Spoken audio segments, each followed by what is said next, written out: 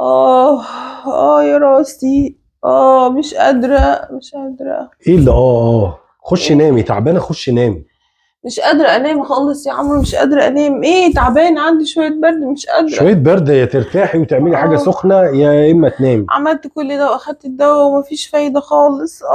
مش خلاص قادرة. مش قادره وتعبانه، روحي عند امك. عند امي؟ هي اولى بيكي تخدمك، عشان انا دماغي وجعاني، وما تقلقيش عليا، انا اموري كلها هعرف اظبطها. كل ده عشان انا عندي شوية برد بس؟ مش قادر تستحمل شوية برد؟ انا مش قادرة، انا تعبانة. انا عندي شغل كل يوم الصبح. اللي يشوفك يقول لي ان انا بقالي اسبوع تعبانة، ده انا لسه النهارده بس تعبانة شوية. بقول لك ايه، ما تتعبيش نفسك وتتعبيني، اتكلي على الله. اتكل على الله.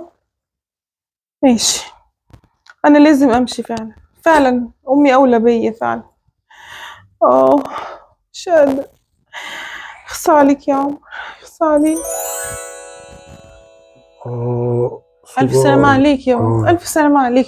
نزلت جبت لك الدواء، خد. بالشفا يا حبيبي، بالشفا، بالشفا يا حبيبي. الف سلامة عليك. تسلم ايدك يا حبيبتي، ربنا يخليكي ليا. عامله لك شويه شوربه بقى، شوربه خضار وفرخه كده مسلوقه جميله والله العظيم، هتخليك بوم. ثواني بس اعمل لك شويه كمادات. تسلمي لي يا حبيبتي. الف سلامه عليك يا حبيبي، الف سلامه عليك.